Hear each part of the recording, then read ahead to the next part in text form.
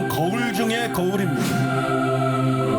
여러분들이 올바른 마음가짐으로 산상수훈 말씀을 들으면 매 시간이 새로워지는 시간이 될 것입니다.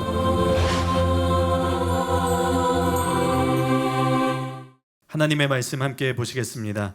오늘 우리에게 주시는 하나님의 말씀은 마태복음 5장 43절에서 48절까지의 말씀입니다. 마태복음 5장 43절에서 48절까지의 말씀을 한 절씩 교독하고 마지막 절인 48절은 다 같이 읽겠습니다. 또 내 이웃을 사랑하고 내 원수를 미워하라 하였다는 것을 너희가 들었으나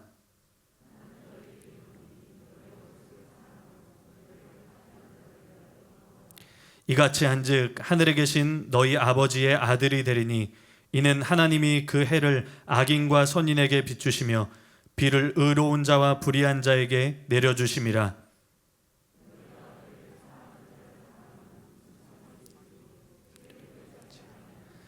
또 너희가 너희 형제에게만 무난하면 남보다 더하는 것이 무엇이냐? 이방인들도 이같이 아니하느냐? 다 같이 읽겠습니다. 그러므로 하늘에 계신 너희 아버지의 온전하심과 같이 너희도 온전하라. 아멘.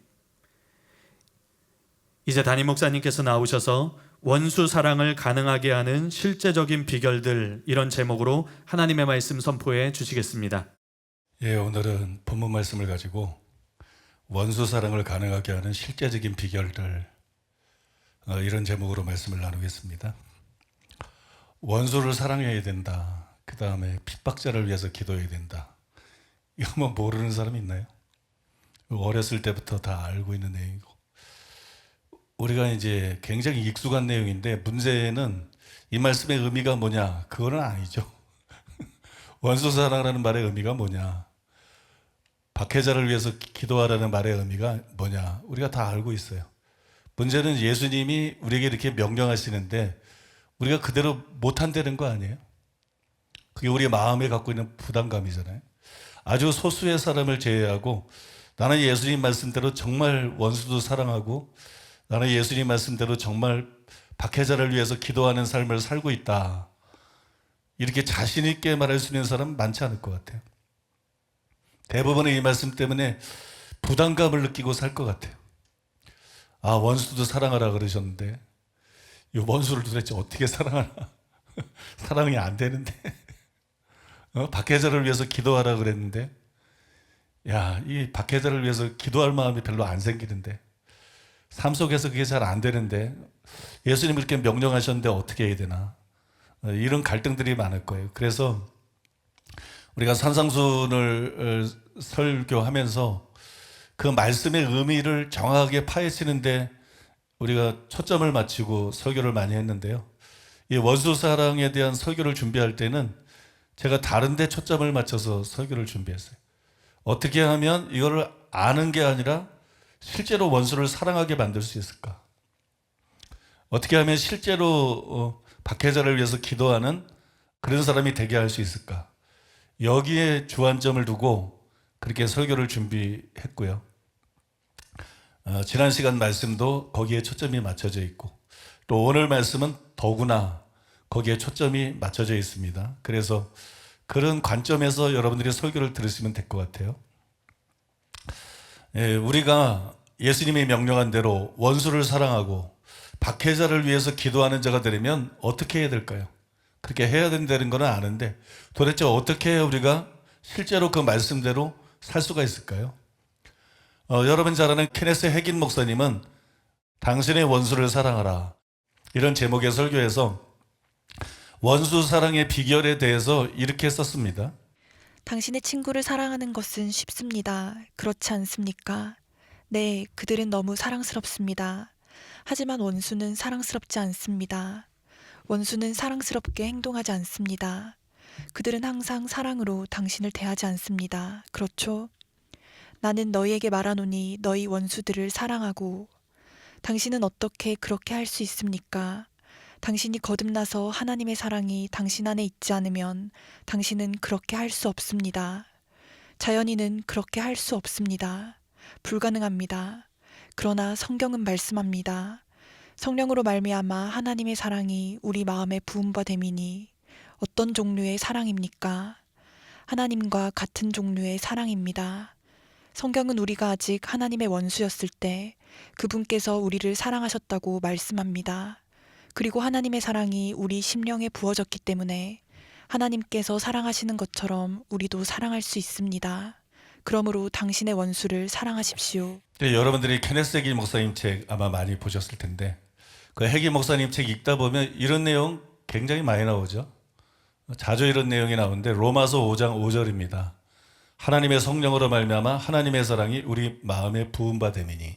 해기 목사님 이 구절을 굉장히 자주 인용해요. 성령을 통해서 하나님의 사랑이 우리 마음에 부은 바 됐다. 그 말씀에 근거해서 해기 목사님 굉장히 논리적으로 얘기를 하셨어요. 우리가 어떻게 원수를 사랑할 수 있느냐. 거듭나지 않은 사람은 안 된다. 근데 거듭난 사람은 성령으로 말미암아 하나님의 사랑이 우리 마음에 부은 바 됐다. 하나님의 사랑, 하나님과 같은 사랑이 우리 마음에 부은 바 됐다. 그렇기 때문에 우리는 그 사랑을 가지고 원수도 사랑할 수 있다. 굉장히 논리적이에요. 그죠? 우리가 이 말씀을 딱 읽고 야, 하나님의 사랑이 우리 마음에 부은 바 됐으니까 우리가 원수도 사랑해야 돼. 근데 할 수 있어. 그런 생각은 사실 별로 안 들어. 그게 안 느껴지니까. 그죠? 하나님의 원수까지도 사랑하시는데, 악한 자와 원수까지도 사랑하시는데 그 사랑이 우리 마음속에 부어졌다 그러는데 그게 느껴집니까? 안 느껴지죠. 그죠? 그게 느껴지면 쉽지 뭐 그냥 그 느껴지면 뭐 자연스럽게 원수를 사랑할 수 있겠죠. 그게 안 느껴지죠. 그러나 이 말씀 보니까 하나님의 사랑이 우리 마음에 부어졌대. 그러니까 우리가 그거를 원수를 사랑할 수 있겠구나. 그러면서 사랑하려고 애쓰죠. 그죠? 그걸 믿고 사랑하려고 애써. 그러면 잘 되나요? 그러면 그 말씀 읽고 난 다음에 우리는 원수 사랑에 대해서 문제가 없어야 되는데 그렇지는 않은 것 같아요. 뭐 실제로 이 말씀을 통해서 은혜를 받고 변화될 사람도 있어요. 진리가 완벽해야만 성령 역사하는 건 아니기 때문에 사람 마음이 진실하고 중심으로 원하면 뭐 진리에서 좀 벗어나 있어도 하나님께서 역사하는 경우가 많아요. 복음을 정확하게 전해야만 거듭나는 게 아니라 막 구원파적인 복음을 전하는데도 거기서 막 거듭나는 사람들이 생기고, 그죠? 한 번 구원 영원한 구원이다 떠들어대는 설교를 듣고도 거기서 은혜 받고 또 거룩해지는 사람도 생기고 뭐 이러는 거 아니겠어요? 뭐 그런 정도죠. 그런 정도. 이게 절대적으로 도움이 되는 건 아니라는 거. 이게 어떤 진짜 원수까지 사랑할 수 있는 비결은 아니라는 거예요. 저는 이 말씀을 가지고 고민을 많이 했어요. 그 다음에 연구도 많이 했는데 정말 로마서 5장 5절이 그런 뜻인가? 한글로 읽으면 그런 뜻 같아. 성령으로 말미암아 하나님의 사랑이 우리 마음에 부어졌다니까 하나님의 사랑이 우리 마음에 부어졌구나. 우리는 그렇게 읽잖아요. 그렇게 이해가 되잖아요. 근데 실제로는 이게 그런 의미가 아닙니다. 로마서 5장 5절은 5절에 나오는 하나님의 사랑이 우리 마음에 부어졌다. 이거는 하나님과 같은 사랑이 우리 마음에 부어졌다. 그런 뜻이 아니에요. 핵임 목사님이 이해하고 있는 그런 뜻이 아닙니다. 하나님과 같은 사랑이 우리 마음에 부어졌다는 게 아니고 우리에게 대한 하나님의 사랑이 우리가 인식하고 확신할 수 있도록 우리 마음에 부어졌다. 그런 뜻이. 하나님의 사랑이 부어진 게 아니고 우리가 하나님을 사랑할 수 있는, 이웃을 사랑할 수 있는 그게 아니고 우리를 사랑하는 하나님의 사랑이, 하나님이 나를 사랑한다는 것을 내가 인식할 수 있도록, 확신할 수 있도록 성령에 의해서 우리를 사랑하시는 그 하나님의 사랑이 우리에게 부어졌다는 거예요. 우리 마음에 부어졌다는 거예요. 이게 실제로 그런 뜻이기 때문에 거의 대부분의 주석들이 그렇게 해석을 하고 있어요. 뭐 다 소개할 수는 없고 그 중에 대표적으로 유명한 가장 실력 있는 신학자 세 사람의 글을 여러분들에게 소개해드리면, 먼저 존 스토트는 이 구절에 대해서 이렇게 썼어요. 하나님의 사랑이라는 표현에 나오는 소유격은 목적격 소유격이 아니라 주격 소유격이 틀림없다. 이러면 좀 골치가 아파져요. 그치? 근데 뭐 이건 몰라도 돼. 뭐 어려운 말도 아니지만 몰라도 돼. 하나님에 대한 우리의 사랑이 아니라 우리에 대한 하나님의 사랑을 말한다는 점에서 그렇다. 하나님에 대한 우리의 사랑을 지금 얘기하고 있는 게 아니에요. 우리에 대한 하나님의 사랑을 얘기하고 있는 거예요. 성령이 하는 일은 하나님이 우리를 사랑하신다는 사실을 깊이 그리고 새롭게 알도록 하는 것이다 그랬어요. 또 더글라스 문은 이렇게 썼습니다. 그리스도인이 부끄러움을 당하지 않을 자신을 갖는 것은 우리에게 주신 성령으로 말미암아 하나님의 사랑이 우리 마음에 부음바 되었기 때문이다. 그 전절에 보면 그렇게 있잖아요. 우리의 소망이 부끄럽지 아니함은 성령으로 말미암아 하나님의 사랑이 우리 마음에 부음바 됩니다. 그리스도인이 자기 가진 소망에 있어서 부끄러움을 당하지 않는 것. 예수님이 재림할 때 내가 궁극적인 구원을 받을 거라는 이 소망에서 부끄러움을 당하지 않는 것은 그건 뭐 때문이냐? 성령으로 말미암아 하나님의 사랑이 우리 마음에 부어졌기 때문에, 하나님이 우리를 사랑하시기 때문에. 로마서 8장에 나오는 거랑 비슷한 겁니다. 하나님의 사랑에서 우리를 끊을 수가 없다. 하나님이 우리를 사랑하시기 때문이다. 그럼 하나님이 우리를 사랑하시니까 우리의 궁극적인 구원은 확실한 건가? 우리의 소망은 절대로 좌절되지 않는 것인가? 뭐 그런 얘기를 하고 있는 건 아닙니다. 이 로마서 5장 9절과 10절을 이해할 수 있는 굉장히 중요한 이게 포인트인데요. 버림받는다, 버림받지 않는다 이런 얘기일 때는 우리가 해야 될 거를 얘기하는 거예요. 우리의 의무를 얘기하는 거예요. 두렵고 떨림으로 복종해야 된다. 뭐 자기 몸을 쳐서 복종해야 된다. 근신하고 깨어 있어야 된다. 그렇지 않으면 버림받는다. 이러는 거거든요. 근데 로마서 5장에서는 우리의 의무를 얘기하고 있는 게 아니라 하나님의 사랑을 얘기하고 있는 거예요. 그럼 로마서 5장에는 우리의 의무에는 아무 문제가 없는 거예요. 무슨 얘기냐? 그냥 정상적으로 믿고 신앙생활하는 성도들에 대한 얘기라는 거예요. 이 사람들은 예수 믿고 구원을 받았을 뿐만 아니라 당연히 하나님 말씀을 따라서 자기를 죄에게 종으로 드리지 않고 의에게 종으로 드리고 하나님 말씀에 순종하며 사는 이렇게 정상적으로 신앙생활하고 있는 성도들에게 하나님이 당신들을 사랑하니까 당신이 하나님과 원수였을 때에도 예수님을 보내가지고 당신을 구원하고 그렇게 사랑하지 않았냐? 당신이 지금 구원받고 화목제물들 예수님을 통해서 하나님과 화목하게 되고 하나님의 자녀가 되었다. 그러면 궁극적인 구원은 더 확실한 거 아니냐? 여러분 지금 이 말을 굉장히 잘 들으셔야 돼요. 그러면 궁극적인 구원은 확실한 거 아니냐? 이게 무슨 얘기예요? 이 사람의 의무를 얘기하는 게 아니에요. 이 사람의 삶을 얘기하는 거 아니에요. 행실을 얘기하는 게 아니에요. 이 사람은 믿고 정상적으로 신앙생활한다고 간주한 상태에서 정상적으로 신앙생활하는 성도들에게 얘기하는 거예요. 당신이 구원받은 것처럼 당신의 궁극적인 구원도 확실하다. 왜? 하나님이 당신을 사랑하신다. 원수 됐을 때도 당신을 사랑했는데 당신은 의롭다 안 받고 지금 하나님의 자녀 아니냐? 그러면 하나님이 더 사랑할 거 아니냐? 그러면 궁극적인 구원은 당신이 받은 구원보다 더 확실한 거 아니냐? 여러분 이게 한 번 구원이 영원하다는 얘기입니까? 그게 아니에요. 그게 아닙니다. 한 번 구원이 영원하다는 얘기가 아니라 정상적으로 신앙생활하는 사람의 구원이 확실하다는 거예요. 이런 얘기를 지금 로마서 5장에서 하고 있는 거예요. 믿습니까? 그리고 여러분 그런 뜻이기 때문에 6장에서는 버림받을 수 있는 얘기가 나오는 거고 8장에서도 버림받을 수 있는 얘기가 나오는 거고 11장에서도 사도 바울이 버림받을 수 있는 얘기를 하고 있는 거예요. 이게 여러분 그런 뜻이 아니라면 그런 얘기를 할 수가 없죠. 성경은 서로가 모순되지 않는다는 거예요. 그죠? 성경은 서로 모순되면 진리가 아니에요. 그러니까 로마서 5장 9절은 그런 뜻이고 로마서 8장 31절에서 39절은 예정의 관점에서 얘기하는 거예요. 그냥 예수 믿고 구원받은 사람을 얘기하고 있는 게 아니라 예정으로 주제전환이 들어가면서 예정된 사람에 대해서 얘기하고 있는 거예요. 그러니까 여러분 로마서는 절대적으로 칼빈의 교리하고는 반대되는 거예요.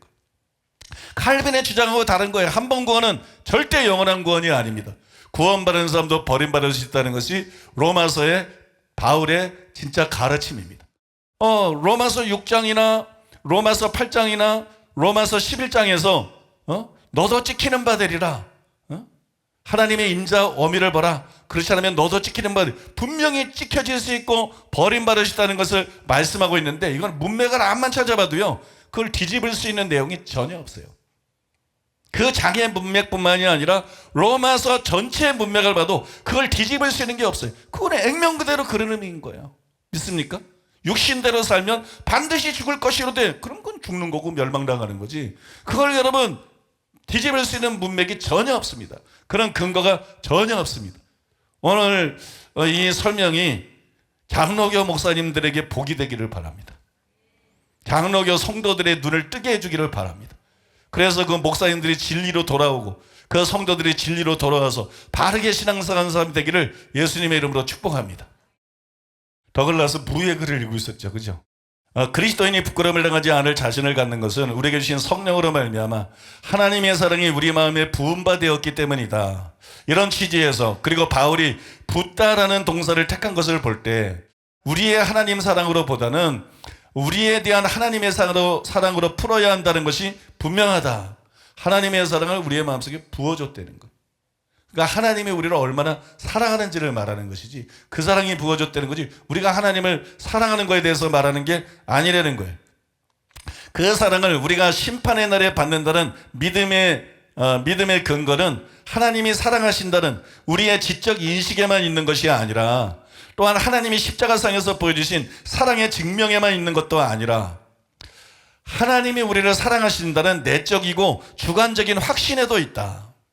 이것이 하나님의 사랑이 우리에게 주신 성령으로 말미암아 우리 마음에 부음바 되었다고 바울이 천명하여 밝히고 있는 요점이다. 또한 토마스 슐라이너는 이렇게 썼습니다. 하나님의 사랑이 신자들의 소망을 옹호하기 때문에, 그리고 속격, 해 아가페 투 대우에 있는 속격 대우는 주격적 속격으로 이해되어야 하기 때문에 이 문구는 우리를 위한 하나님의 사랑을 가리킨다. 분명한 것은 하나님의 사랑의 선물이 이번에는 신자들이 하나님을 사랑하도록 자극하지만 이 문맥에 이 주제를 들여와서는 안 된다. 성령을 통해서 하나님이 우리를 얼마나 사랑하고 계시는지, 그 하나님의 사랑을 우리가 알게 됐어요. 그런 이제 내적인 확신을 갖게 됐어요. 그러면 그게 뭘 낳겠어요? 하나님에 대한 사랑을 낳겠죠. 우리를 그토록 사랑하시는 하나님을 사랑하게 만들 거예요. 그러나 여기에서는 그 주제를 끌어들여서는 안 된다는 거예요. 여기서는 우리가 하나님을 사랑하거나 우리가 이웃을 사랑하는 것을 말하는 것이 아니라 하나님이 우리를 얼마나 사랑하시는지, 하나님의 사랑이 바로 그걸 말하는 거예요. 우리를 향한 하나님의 사랑. 우리가 아가페의 사랑으로 다른 사람을 사랑하는 게 아니라 그 하나님의 사랑이 우리 마음에 부어진 것을 뜻하는 것입니다. 케네스 긴 목사님도 늘 강조하시듯이 우리는 성경 말씀 그대로 믿어야 돼요. 그 구절을 정확하게 해석하고 이해하고 그 다음에 그 뜻대로 믿어야 그게 진짜로 성경 말씀대로 믿는 것입니다. 믿습니까?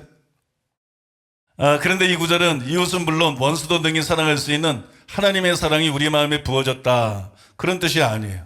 성령에 의해서 우리를 사랑하시는 하나님의 사랑을 우리가 확신하게 되었다는 것이 그런 뜻입니다. 그러므로 여러분, 하나님의 사랑이 우리 마음에 부어졌다. 우리가 케네스 긴 목사님 책에서 이런 주장들을 굉장히 여러 곳에서 읽을 수 있는데 이거는 진리가 아니에요. 이거는 사실이 아닙니다. 실체가 없는 공허한 주장이에요. 여러분 생각해 보세요. 정말로 원수까지 사랑할 수 있는 하나님의 사랑이 우리 마음에 그냥 부어졌다고 생각해 보세요. 원수도 사랑하시는 하나님의 사랑이 저와 여러분들 마음속에 부어졌어요. 그런데 우리가 원수를 사랑하는 말에 거부감을 느낄까요? 그런데 우리가 그 말씀대로 사는 것을 어렵다고 생각할까요? 그럴 리가 없죠. 원수 사랑하기 위해서 노력할 필요나 있나요? 자연스럽게 원수를 사랑하게 될 것이에요. 어떤 분은 이렇게 반문할 수도 있어요. 하지만 갈라디아서 5장 22절에 성령의 열매는 사랑이라고 기록되어 있지 않습니까? 결국 성령이 사랑할 수 있게 하는 것 아닙니까? 그러니까 성령을 통해서 하나님의 사랑이 우리 마음에 부어졌다고 말할 수도 있지 않을까요? 그렇게 볼 수도 있지 않을까요? 이렇게 반문할 수도 있어요. 그러나 그것하고 이것하고는 다른 것이에요. 그 말씀이 말하고 있는 거하고 하나님의 사랑이 우리 마음에 부어졌다고 하는 것은 다른 것이라는 것이에요. 물론 성령의 열매는 사랑입니다. 그러나 과연 사랑, 실학, 화평, 오래 참음, 자비, 양선, 충성, 온유, 절제, 이런 것들이, 이런 성령의 열매들이 처음 믿을 때 우리 마음에 부어졌나요? 아닙니다. 부어지지 않았습니다. 단지 그렇게 살 수 있도록, 그런 열매를 맺고 살 수 있도록 믿는 자들에게 성령을 주신 것이에요. 성령의 열매들을 부어준 게 아니에요. 여러분, 그 성령님이 사랑뿐만 아니라 절제에 이르기까지 성령의 열매를 맺는 삶을 살 수 있도록 우리를 감동하시고 우리를 인도하시고 우리를 도와주시는 거예요. 믿습니까? 그래서 우리는 그 성령의 인도를 쫓아서 살아야 되는 거예요. 그때 율법의 요구가 이루어지고 그때 여러분 성령의 열매들이 맺혀지게 되는 것입니다. 그러므로 어떻게 해야 원수를 사랑할 수 있느냐? 하나님 같은 사랑이 우리 마음에 부어졌으므로 우리가 능히 원수도 사랑할 수도 있다. 이거를 믿고 이제는 원수를 사랑해라. 핵인 목사님이 말하는 것은 정답이 아니고 정확한 말이 아닙니다. 그 대신 우리는 이렇게 대답을 해야 돼요. 우리는 우리의 힘으로는 원수를 사랑할 수 없다. 그러나 원수까지 사랑할 수 있도록 도와주는 성령님이 우리 안에 계신다. 그러므로 우리가 원수를 사랑하기로 결단하고 성령님을 의지해서 원수까지도 사랑해야 된다. 이게 답이에요. 여러분 믿습니까? 이것이 성경적인 바른 답인 줄로 믿습니다. 한편 우리가 이것을 알아도 여전히 원수 사랑은 쉬운 것이 아니에요. 그래서 추가로 원수를 사랑하는 데 실제적인 도움이 될 수 있는 몇 가지 비결을 오늘 여러분들에게 소개해드리고자 합니다. 원수를 사랑하라는 것은 우리의 본성에 반대되는 일입니다. 그래서 대부분 사람들이 원수 사랑하라는 말씀 좋아하지 않아요. 그래서 여러분 제게도 그랬어요. 야, 원수 사랑하는 말씀 너무 부담스럽고 이건 너무 어렵고 때로는 뭐 거의 불가능하게 느껴지고 그렇게 하려고 노력할 뿐이지 어떻게 온전히 원수를 사랑하며 살 수가 있나 그런 생각을 갖고 살았습니다. 그러나 지금은 어렵거나 불가능한 말씀으로 생각이 되지 않습니다. 이게 충분히 가능한 거구나. 나도 이제 그렇게 살아야 되겠구나. 그런 마음이 들어요. 여러분들은 들었을 터인데 스탠리 존스라는 유명한 선교사가 이런 말을 했어요.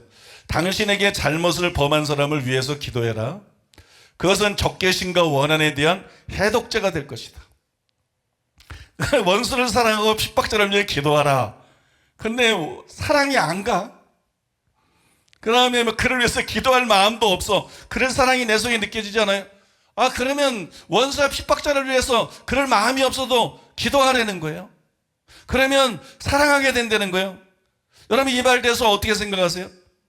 말은 그럴싸해. 이거 효과 없습니다, 여러분. 이거는 명언이지 사실상은 여러분 효과가 없는 말씀이에요. 그러니까 저는 단순히 이런 멋진 말을 할 생각은 없다는 거예요. 이런 우리에게 실제로 도움이 될 수 있는, 실제로 원수를 사랑하고 실제로 핍박자를 위해 기도하는데 도움이 될 수 있는 그런 효과적인 비결을 여러분들에게 소개해드리기를 원하는 것이. 그래서 여러분 오늘 말씀을 관심을 가지고 잘 들으시고 그래서 원수 사랑하는 사람으로 박해자를 위해서 기도하는 사람으로 다 변화되는 여러분 되시기를 바랍니다. 첫째로 따라해 보겠습니다. 불가능하다는 생각부터 버려라. 원수를 사랑하고 핍박자를 위해서 기도하라. 이런 명령은 불가능이라는 단어를 떠오르게 만들어요. 여러분 근데 이 불가능하다는 생각부터 버려야 돼요. 나도 할 수가 있구나. 이거 충분히 가능하구나. 이런 생각이 우리 속에 있어야 됩니다. 필립 얀시의 책에 보면 C.S. 루이스에 대한 일화가 나옵니다. 그것은 원수 사랑이 불가능하다는 생각을 뿌리 뽑는데 굉장히 효과가 있어요. 어떤 내용인데 그러냐? 이렇게 쓰여 있어요. 기독교에는 죄는 미워하되 죄인은 사랑하라는 원리가 있다. 말처럼 쉽지 않은 일이다. 루이스는 죄를 미워하는 것과 죄인을 미워하는 것을 시시콜콜 구분한다는 것이 오랫동안 이해가 안 갔다고 한다. 어떻게 사람은 미워하지 않으면서 그 사람이 한 일만 미워할 수가 있다는 말인가? 그러나 내가 평생 그렇게 해온 대상이 한 사람 있음을 오랜 후에 알았다. 바로 나였다. 내 비겁함과 속임수와 탐욕은 지독히 미워했어도 나 자신은 계속 사랑한 것이다. 거기엔 전혀 어려움이 없었다. 그런 행동을 미워한 것도 실은 나를 사랑했기 때문이다. 자신을 사랑했기에 자신이 그런 일이나 하는 존재임이 밝혀지는 것이 슬펐던 것이다. 이렇게 쓰여 있어요. 참 놀라운 말 아닌가요? 굉장히 통찰력 있는 말이에요. 나의 최고의 원수는 나예요. 나의 최고의 원수는 나입니다. 마귀보다 오히려 내가 더 나의 원수예요. 자기보다 자기를 해할 수 있는 존재는 이 우주에 아무도 없습니다. 그런데 우리는 내가 자기를 위협하는 원수임에도 불구하고 또 여러 가지 악과 실수와 범죄에도 불구하고 죽을 때까지 자기를 사랑합니다. 어떤 죄, 악, 실수, 범죄 이게 그 사랑을 변화시키지 못해. 죽을 때까지 자기를 사랑해요. 또 사람들은 자녀를 똑같은 방식으로 사랑하지 않나요? 여러분, 자녀가 부족하고 자녀가 죄에 빠지고 자녀가 악을 행한다고 미워할 수 있나요? 없어요. 없습니다. 자신뿐만이 아니라 자녀에 대해서도 죄는 미워하지만 그 사람은 사랑합니다. 죄인인데도, 악인인데도, 그죠? 원수 같은데도 죄는 미워하지만 그 사람은 사랑해요. 그래서 우리가 자녀를 위해서 애를 태우고 근심하고 또 많은 부모들이 기도하는 거 아니겠어요? 이것은 여러분, 다른 사람이 악함에도 불구하고 사랑하는 것이 실제로 가능하다는 증거예요. 원수 사랑은 절대로 불가능한 것이 아니에요. 원수 사랑은 가능한 일이에요. 우리는 다 원수를 사랑하며 살고 있어요. 믿습니까? 자신에 대해서, 자녀들에 대해서, 자기가 특별히 아끼고 사랑하는 대상들에 대해서 우리는 전부 원수를 사랑하는 삶을 살고 있습니다. 불가능한 것이 아닙니다. 그래서 여러분, 불가능하다는 생각을 완전히 제거해 버리시기를 바랍니다. 우리는 원수를 사랑하고 핍박자를 위해 기도한 예수님을 본받아야 돼요. 스테반을 본받아야 됩니다. 또 찰스 핀이나 썬다승이나 케네스 해긴이나 윈 영재 등 원수와 핍박자를 사랑하는 사람들을 본받아야 돼요. 나아가서 우리는 자기 자신을 본받아야 돼요. 자기 자신을 본받아야 돼요. 왜냐하면 자신이 악함에도 불구하고 절대로 포기하지 않고 죽을 때까지 자기를 사랑하니까. 또 여러분, 자녀들이 바르게 행하든 선하게 하든 악하게 행하든 죽을 때까지 자녀들을 사랑하니까. 우리는 원수 사랑에 있어서 자기 자신을 본받으면 됩니다. 예수님까지 본받을 필요도 없어. 자기 자신을 본받으면 돼요. 그 다음에 여러분, 그 사랑의 범위를 조금 넓히면 되는 것이, 그 지경을 좀 넓히면 되는 거예요. 대상을 좀 더 확대하면 얼마든지 원수를 사랑할 수 있을 줄로 믿습니다. 두 번째로 따라해 보겠습니다. 예수님의 명령을 정확하게 이해하라. 예수님은 우리에게 원수를 좋아하라 그렇게 말씀하지 않았어요. 원수를 사랑하라 말씀하셨습니다. 이것이 누가복음에도 잘 나타나 있어요. 누가복음 6장 27절 28절에 보면, 그러나 너희 듣는 자에게 내가 이르노니 너희 원수를 사랑하며 너희를 미워하는 자를 선대하며 너희를 저주하는 자를 위하여 축복하며 너희를 모욕하는 자를 위하여 기도하라. 원수 사랑하라는 말의 의미가 더 선명하게 보이십니까? 먼저 예수님은 원수를 좋아하라 그렇게 말씀하지 않고 너희 원수를 사랑하며 이렇게 말씀했어요. 원수를 사랑하라고 하셨어요. 그 다음에 뭐라 그랬어요? 선대하며 축복하며 기도하라. 모든 뭐하고 관계가 있죠? 어떤 행동하고 관계가 있어요. 좋아하라는 거면 감정과 관계가 있는데, 원수를 사랑하라는 것도, 선대하라는 것도, 축복하라는 것도, 기도하라는 것도 전부 뭐하고 관계가 있느냐? 우리의 어떤 행동과 관계가 있는 명령들이에요. 그래서 여러분, 이것이 가능한 것이라는 것이에요. 좋아하는 것과 사랑하는 것은 같은 게 아니에요. 좋아하는 것과 사랑하는 것은 다른 것이에요. 그 차이를 로이드 존즈가 이렇게 설명했어요. 사랑하는 것과 좋아하는 것과의 차이. 주님은 내 원수를 좋아하라고 말하시지 않고 내 원수를 사랑하라고 하셨습니다. 좋아하는 것은 사랑하는 것보다 우리의 타고난 천성에 더 가깝습니다. 우리는 모든 사람을 좋아하라는 요구를 받고 있지 않습니다. 우리는 어느 누구나 좋아할 수는 없습니다. 하지만 사랑하라는 명령을 받을 수는 있습니다. 어느 누구에게 다른 사람을 좋아하라고 명령하는 것은 우스꽝스러운 일입니다. 좋아하는 것은 신체나 기질이나 기타 무수히 많은 것들에 의해서 좌우됩니다. 이런 것은 중요하지 않습니다. 중요한 것은 우리가 좋아하지 않는 사람을 위해 기도하는 일입니다. 이것은 좋아하는 것이 아니요 사랑하는 것입니다. 사람들은 이것에 걸림이 되어 왔습니다. 사랑하기는 하되 좋아하지 않는다는 것이 옳다는 말입니까? 라고 그들은 묻습니다. 저는 그렇다고 대답합니다. 하나님은 우리가 다른 사람을 사랑하며 우리가 그를 좋아하는 듯이 대우하라고 명하십니다. 사랑은 느낌이나 감정 이상의 것입니다. 신약 성경에서 사랑은 매우 실제적인 것입니다. 하나님을 사랑하는 것은 이것이니 우리가 그의 계명들을 지키는 것이라입니다. 사랑은 능동적인 것입니다. 그러므로 우리가 어떤 사람을 좋아하지 않더라도 그들을 좋아하는 듯이 대우하고 있는 한 그것으로 염려할 필요는 없습니다. 이것이 사랑입니다. 그리고 우리 주님이 어느 곳에서나 가르치고 계시는 것도 이것입니다. 우리는 신약 성경에서 이것의 영광스러운 신뢰들을 봅니다. 여러분은 누가 나의 이웃입니까? 라는 질문에 대답하여 말하신 선한 사마리아인의 비유를 기억하실 것입니다. 유대인들은 전통적으로 사마리아 사람들을 미워했으며 유대인들은 사마리아 사람들의 원수입니다. 하지만 그 유대인이 여리고와 예루살렘 길 사이에서 도적과 강도들에게 공격을 받았을 때 몇몇 유대인들이 옆으로 지나갔으나 그를 도와주지 않았습니다. 그러나 전통적으로 원수인 사마리아 사람은 길 건너편으로 가서 그를 돌봐주고 그에게 할 수 있는 모든 조치를 취했다고 주님은 말하셨습니다. 이것이 우리 이웃과 원수를 사랑하는 것입니다. 만약에 예수님이 우리에게 원수를 좋아하라 그랬으면 우리는 아무도 그 명령을 지킬 수가 없어요. 그러나 사랑하라고 하셨어요. 그래서 여러분 충분히 가능한 일이에요. 그러므로 원수가 비록 우리가 좋아할 수 있는 사람은 아닐지라도 그래도 여러분 낙심할 필요가 없습니다. 그들을 사랑하는 사람에게 대하듯이 선대하고 축복하고 기도하면 되는 것이에요. 그것이 주님이 우리에게 요구하시는 것이에요. 주님이 우리에게 불가능한 것을 요구하는 것이 아닙니다. 그것을 주님이 우리에게 요구하는 것이고 우리가 그런 삶을 살아갈 때 그 사랑도 행하면 행할수록 우리 속에서도 풍성해지고 더 잘하게 돼서 여러분 그들에 대해서 악한 감정들도 더 사라지게 되는 것이고 하나님이 사랑하는 것처럼 그들을 사랑할 수 있게도 되는 것입니다. 그래서 여러분 원수 사랑은 불가능한 것이 아니고 원수 사랑은 저와 여러분들이 결단만 하면 가능한 것이라는 것을 기억하시고 여러분 결단하고 원수를 사랑하고 핍박자를 위해 기도하는 저와 여러분 되시기를 바랍니다. 세 번째로 따라해 보겠습니다.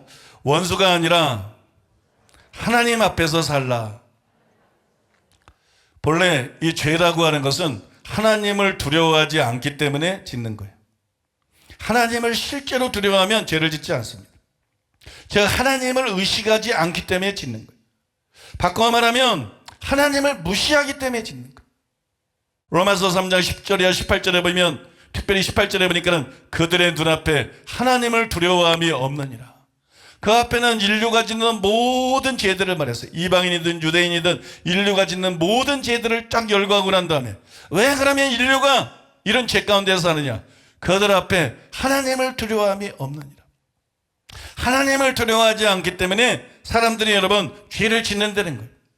요셉이 유혹을 이기고 죄를 짓지 않은 비결은 그 반대였죠. 그냥 사람이 아니라 하나님을 의식했습니다. 그러나 하나님을 경외했습니다. 그러나 하나님을 두려워했어요. 그래서 유혹을 이길 수 있었습니다. 그런데 원수 사랑도 마찬가지라는 거예요. 원수 사랑도 마찬가지다. 하나님을 의식하고 하나님의 목전에 생하면 쉽게 원수를 사랑하고 그들을 위해서 기도할 수 있다는 것이. 원수 사랑하라고 명령한 분이 누구예요? 바로 하나님이에요. 예수님이에요. 그 말씀을 따라 우리를 심판할 분이 누구예요? 바로 하나님이에요. 우리는 자꾸 원수를 의식한다는 거예요. 우리는 자꾸 원수를 생각한다는 거예요. 그래서 원수를 사랑하는 걸 힘들어요. 그러나 우리가 의식해야 될 건 원수가 아니라는 거예요. 우리가 의식해야 될 건 하나님이라는 거예요. 우리는 하나님을 섬기는 거라는 거예요. 우리는 하나님 말씀대로 살고자 하는 거라는 거예요. 믿습니까? 우리는 하나님께 심판을 받는다는 거예요. 그러니까 우리가 원수를 의식하지 않고 하나님을 의식하면 얼마든지 원수를 사랑할 수 있고 하나님 앞에서 살면 원수 사랑하는 것이 어려운 일만은 아니라는 것입니다. 오래전에 제가 이 설교를 준비하면서 원수를 사랑하고 핍박자를 위해 기도하라는 말씀을 어떻게 하면 쉽게 지킬 수가 있을까? 어떻게 하면 성도들로 하여금 이 어려운 말씀을 쉽게 실제로 지키게 만들 수가 있을까? 그걸 가지고 고민을 했어요. 그때 이런 생각이 들었습니다. 원수 사랑이 어렵게 느껴지는 것은 원수와 나와의 관계에서 이 명령을 생각하고 원수에게 너무 집중하고 주목하고 있기 때문이 아닐까? 즉 원수 앞에서 살아가고 있기 때문이 아닐까? 원수를 생각하고 원수에게 주목하고 원수의 악행들을 곱씹으면 결국은 여러분 원수 앞에서 사는 거예요. 그러나 원수가 그렇게까지 중요한가? 그와 그의 악을 의식하고 용서하거나 사랑하지 못하고 죽으면 결국 나만 손해고 이중적인 손해가 아니겠는가? 나는 하나님을 믿고 하나님 앞에서 살고 하나님의 심판을 받을 것이다. 그러므로 원수 사랑을 하나님과 나 사이의 문제로 보고 원수와 나 사이의 문제가 아니라 하나님과 나 사이의 문제로 보고 하나님을 의식하고 하나님 앞에서 행한다면 원수 사랑이 훨씬 쉬워지지 않겠는가? 그런 생각이 들더라고요. 이런 생각과 느낌이 그냥 드는 게 아니라 훅 하고 들어왔어요. 제 마음에 이런 생각과 느낌이 훅 하고 들어왔어요. 그 후에 제가 이걸 잊고 지냈어요. 그럼 어느 날 주일 3부 예배 설교 후에 강단에서 기도하고 있는데 이게 다시 떠오르는 거예요. 그리고 여기에 뭔가가 있다. 옛날에 훅 하고 내 속에 들어온 이 생각 안에 뭔가가 있다. 그렇게 느꼈어요. 그래서 제가 무엇을 모르고 있는지 알려달라고 기도하기 시작했어요. 그 기도를 하자마자 즉각 스데반의 순교에 대한 성경 구절이 떠올랐습니다. 사도행전 7장 54절로 60절.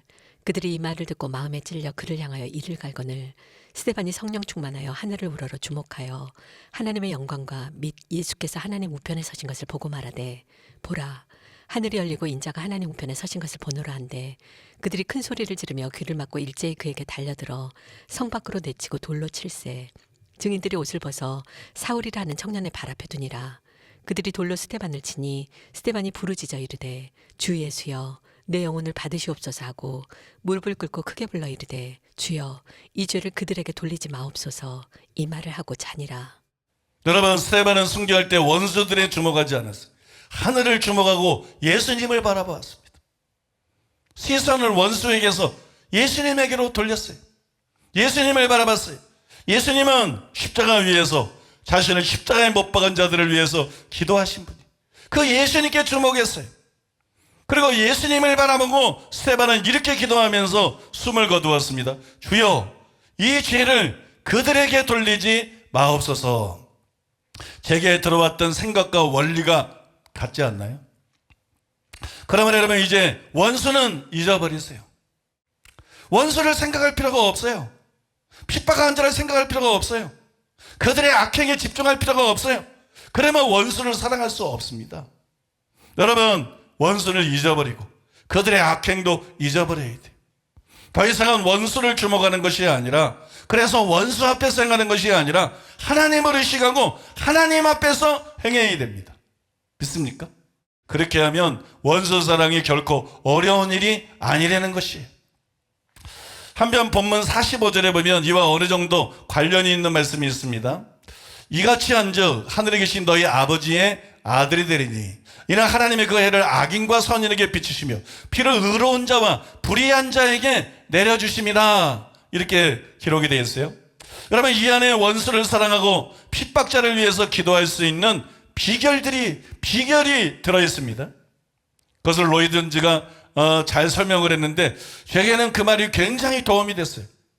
참 제 심금을 울리고 저에게 큰 도움이 되더라고요. 저는 여러분 그 글이 여러분들에게도 도움이 될 거라고 믿습니다. 그래서 제가 좀 읽어드리기를 원합니다. 이것은 무슨 뜻입니까? 45절의 의미는 피정코 우리는 그들이 우리에게 행하는 바에 따라 좌우되어서는 안 된다는 것입니다. 그들의 영향을 받으면 안 된다는 거예요. 그들과 그들의 상태에 대한 우리의 견해가 통제되고 지배를 받아야 하겠습니다. 주께서 선언하시는 원리는 이상과 같습니다. 악하고 더럽고 불의한 사람들이 있습니다. 그런데도 하나님께서 그들에게 비를 내리시며 그들 위에 해를 비치십니다. 그들의 수확은 선인의 수확과 같은 열매를 맺습니다. 그들은 생활에 어떤 이익을 얻으며 일반 은총을 체험합니다. 하나님은 기독교인 농부들의 노력만을 축복하시지 않습니다. 그렇습니다. 하나님은 동시에 불의한 자와 악한 자와 부정한 자의 노력도 축복하십니다. 이것은 하나의 공통된 체험입니다. 어째서 하나님은 이렇게 하십니까? 그 해답은 하나님께서는 그들의 신분이나 그들이 하나님께 하는 행동에 따라 그들을 취급하시지 않는다는 것입니다. 거기에 영향을 받지 않는다는 거예요. 경외감을 가지고 말씀드리거니와 그들에 대한 하나님의 태도를 지배하는 것은 무엇이겠습니까? 그 대답은 하나님의 절대 사심없는 사랑의 지배를 받으신다는 것입니다.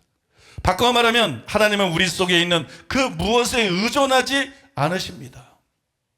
하나님이 세상을 이처럼 사랑하사 독생자를 주셨으니 이런 자를 믿는 자보다 멸망치 않고 영생을 얻게 하려 하심이니라. 무엇이 하나님으로 이렇게 하시게 했습니까? 우리나 세상 속에 어떤 정답거나 사랑스럽거나 아름다운 것 때문입니까? 사랑이신 하나님의 영원한 마음을 자극한 것이 있었던 것입니까? 아닙니다. 아무것도 없었습니다. 하나님을 움직인 것은 하나님의 영원하신 사랑이었으며 이 외에 다른 것에 의해 움직이시지 않았습니다. 하나님의 사랑은 그 나름의 동작과 활동을 발생합니다. 하나님의 사랑은 철저한 비이기적인 사랑이었습니다. 이것은 매우 중대한 원리가 됩니다. 그 까닭인즉 주님에 의하면 우리 모두 이런 사랑을 가져야 하며 다른 사람들에게 이런 사랑을 나타내야 하기 때문입니다. 주께서 말하십니다. 너희는 이 점에서 하나님처럼 될 수 있다. 곧 너희가 다시는 사람들이 너희에게 행하는 것에 지배를 받지 않을 것이다. 너희 행위와 처신을 결정해 줄 것을 너희 속에 가지게 될 것이다 라고 말입니다. 하지만 우리가 우리 자신을 검토해 본다면 우리의 가장 비극적인 것 중에 하나는 우리의 생활이 다른 사람들과 그들이 우리에게 행하며 우리에 대해 생각하는 것에 너무 지배를 받고 있는 사실을 일거에 볼 수 있다는 점입니다. 여러분의 생활에서 어느 하루의 일을 회상해 보십시오. 여러분의 생각과 마음속에 떠오르는 불친절하고 잔인한 생각들을 생각해 보십시오. 무엇이 그것을 낳았습니까? 다른 사람입니다. 우리의 생각과 행동과 처신이 다른 사람들에게 얼마나 지배를 받고 있는 것입니까? 이것이 우리의 삶을 그토록 비참하게 만들고 있습니다. 여러분이 어떤 사람을 보게 되면 여러분의 마음은 혼란해집니다. 여러분이 그 사람을 보지 않았다면 그와 같이 느끼지 않았을 것입니다. 다른 사람이 여러분을 조종하고 있습니다. 주님은 결국 너희는 이 상태에서 벗어나야 된다. 다른 사람이 조종하는 상태에서. 너희는 이 상태에서 벗어나야 된다. 너희의 사랑은 너희가 사람들의 말의 지배와 통제를 더 이상 받게 되지 않게 되어야 한다고 말하십니다. 여러분 참 공명이 되는 말 아닙니까? 참 공명이 되는 말 아닙니까? 왜 원수를 사랑하지 못하죠?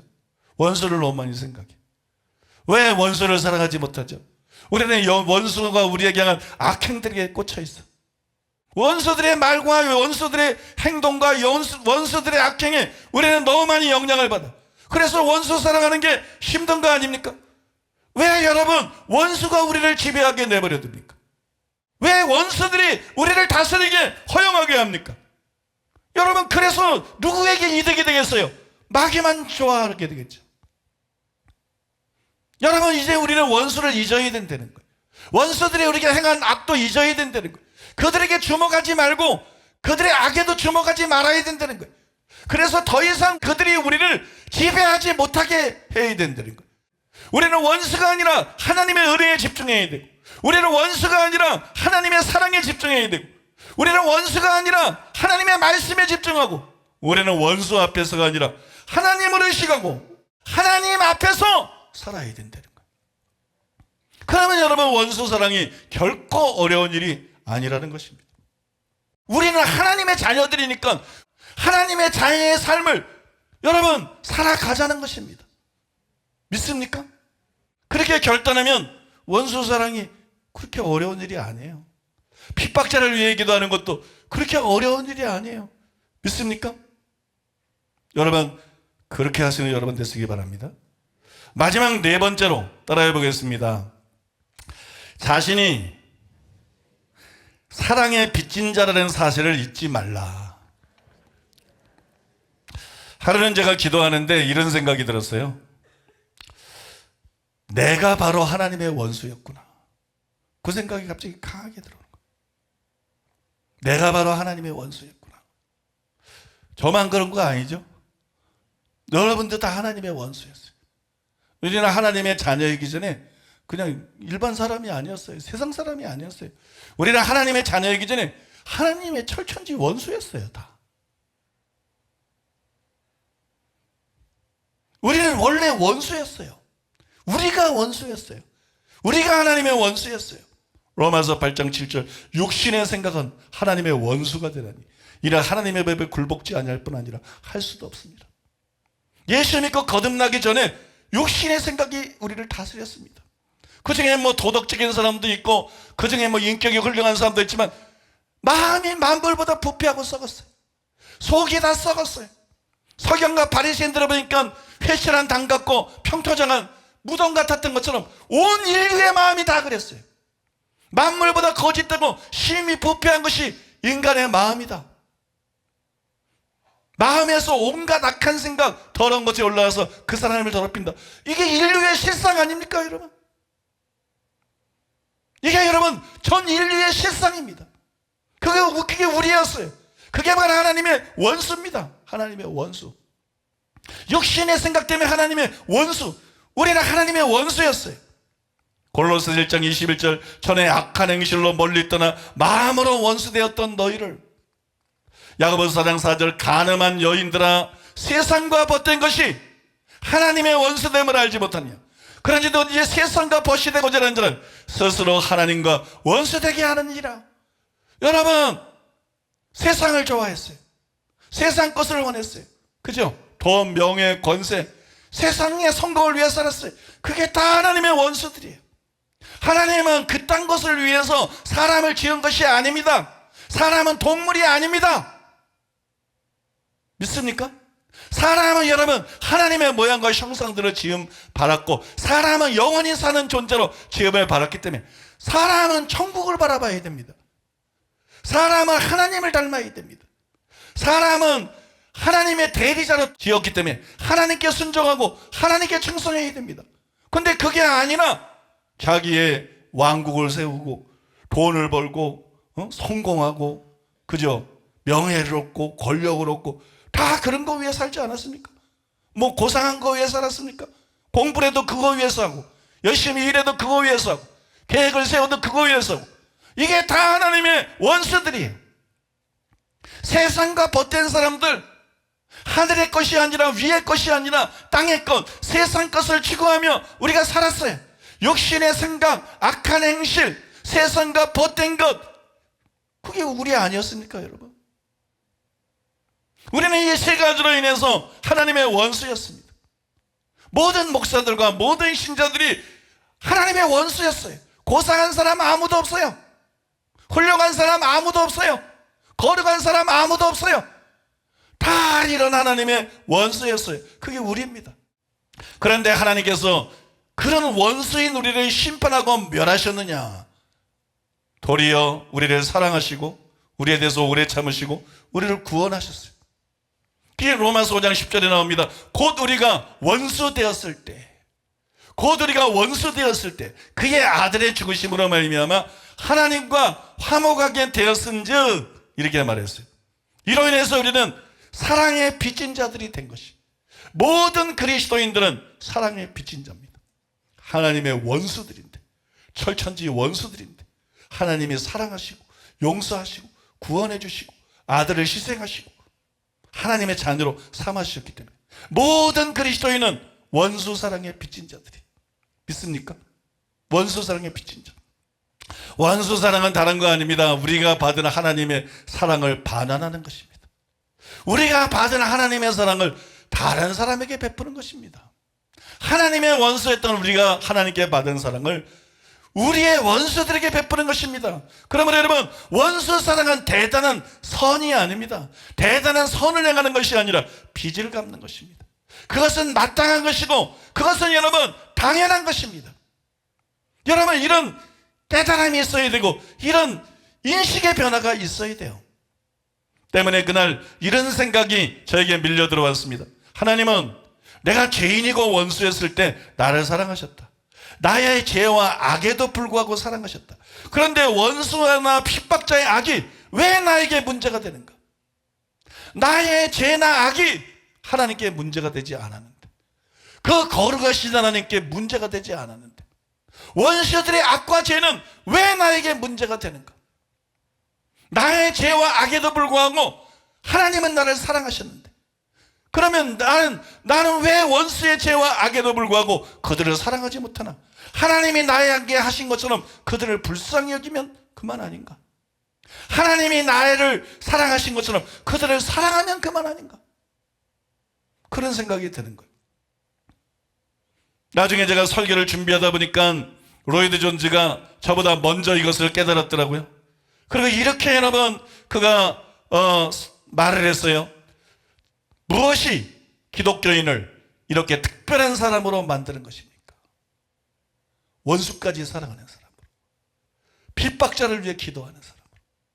무엇이 기독교인을 이렇게 특별한 사람으로 만드는 것입니까? 이 특유함은 무엇이겠습니까? 기독교인을 남보다 더하게 하는 것은 무엇입니까? 기독교인은 자기가 철저하게 소망 없고 정죄받은 존재임을 압니다. 기독교인은 자기가 하나님 앞에서 죄진 자요, 하나님의 사랑을 조금도 청구할 수 없는 자임을 압니다. 기독교인은 자기가 하나님의 원수요, 외인임을 압니다. 그런데 기독교인은 예수 그리스도 안에서 값없이 주시는 하나님의 사랑을 보고 무언가를 깨달은 사람입니다. 기독교인은 하나님께서 자기의 독생자를 세상에 보내셨을 뿐 아니라 악한 죄인이요 반역자인 자기를 위해 그를 십자의 지급으로 보내신 것을 압니다. 하나님은 자기에게 등을 돌리시지 않고 그 이상 나아가셨습니다. 기독교인은 이 모든 일이 자기를 위해 있는 것을 아는 사람입니다. 이것은 하나님과 동료 인간에 대한 그의 태도를 변화시켰습니다. 기독교인은 용서를 받을 자격이 없을 때 용서를 받은 사람입니다.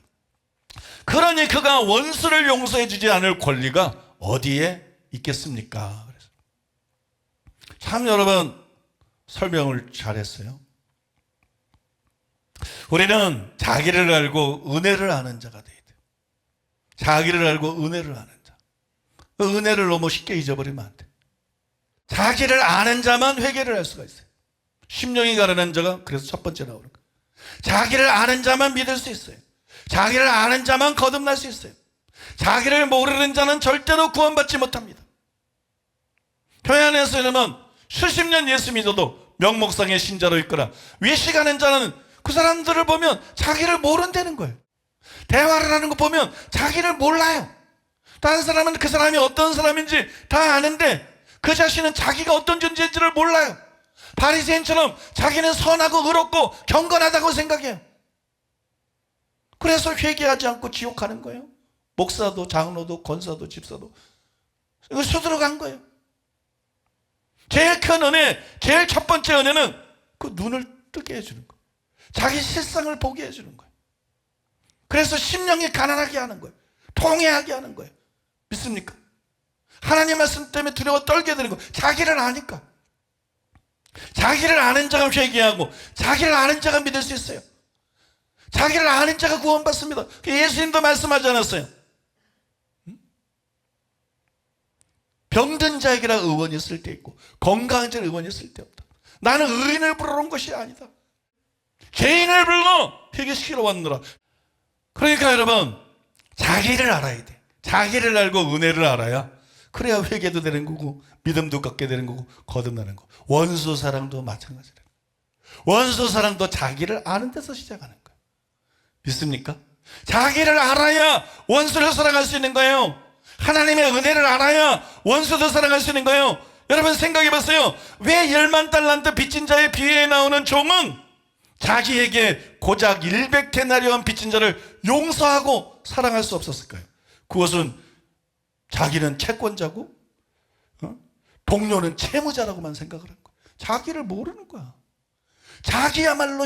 자기야말로 동료와 비교할 수 없는 채무자였는데 자기는 채권자고 여러분 동료는 채무자라고만 생각했기 때문에 마찬가지로 우리가 나는 원수보다 의로고 그런 힘이 약하다 그런 사실에만 우리가 주목하고 있으면 원수 사랑할 수 없어요. 그런 생각, 그런 의식만 갖고 있으면 우리는 핍박하는 자를 위해서 기도할 수가 없습니다. 자신이 하나님께 크고 많은 죄를 지었음에도 불구하고 하나님께서 미워하거나 대적하지 않고 사랑으로 사랑하시고 오래 참고 구원해 주셨다는 것을 기억해야 되는 거예요. 자신이 어떤 존재인지를 기억해야 되는 거예요. 하나님의 은혜를 잊지 말아야 되는 거예요. 즉 자기가 바로 사랑의 빚진 자다. 자기가 바로 채무자라는 것을 깨달아야 된다는 것입니다. 그러면 원수를 사랑할 수 있습니다. 그러면 핍박자를 위해서 기꺼이 기도할 수 있습니다. 믿습니까? 여러분, 오늘 여러분들에게 저는 실제적으로 여러분들을 도와드리길 바라요. 어렸을 때부터 알아. 어렸을 때부터 원수를 사랑하고 핍박자를 얘기하라. 이거 주일학생도 알지 모르는 사람 어디 있어? 근데 여러분 중에 얼마나 많은 사람들이 10년, 20년, 30년, 수십 년 되면서 이 말씀과 무관한 삶을 살아왔어요. 이 말씀을 실제로 지키지 않는, 이 말씀은 너무 어렵다, 부담스럽다, 이게 정말 가능할까? 그러면서 살아왔죠. 나는 여러분, 이 설교를 통해서 여러분들이 바뀌게 되기를 원합니다. 이제는 이웃을 사랑할 뿐만 아니라 원수를 사랑하는 사람으로, 이제는 자녀와 가족들을 위해 기도할 뿐만 아니라 핍박자를 위해서도 진실한 마음으로 기도할 수 있는 사람으로 그게 바뀌기를 원합니다. 오늘 말씀이 우리를 그렇게 바꿀 것입니다. 말씀이 천지를 창조한 것처럼, 말씀이 우리를 거듭나게 한 것처럼, 오늘 여러분과 나는 말씀들이 우리를 또한 능히 원수를 사랑하는 사람으로, 핍박자를 위해 기도하는 사람으로 바꿀 수 있습니다. 원수 사랑 어려운 거 아닙니다. 핍박자를 위해 기도하는 거 어려운 거 아닙니다. 오늘 말씀을 따라 우리의 생각이 바뀌면, 우리의 인식이 바뀌면 원수 사랑, 그거 여러분 결코 어려운 일이 아니에요. 핍박자를 위해 기도하는 거 결코 그게 어렵거나 불가능한 것이 아닙니다. 그래서 오늘 말씀을 통해서 원수를 사랑하는 삶을 살게 되시기를 바랍니다. 핍박자를 위해 기도하는 삶을 살게 되시기를 바랍니다. 하늘에 계신 너희 아버지의 자비하신 같이 너희도 자비하라. 하늘에 계신 너희 아버지의 온전하신 같이 너희도 온전하라. 그래서 주님이 우리에게 이르기를 원하시는 온전에 이르는 저와 여러분 되시기를 바랍니다. 그래서 하나님이 우리에게 주시길 원하는 온전한 은혜를 받고, 온전한 축복을 받고, 온전히 쓰임받는 저와 여러분들의 삶, 저와 여러분들의 남은 생애가 되기를 예수 그리스도의 이름으로 축복합니다.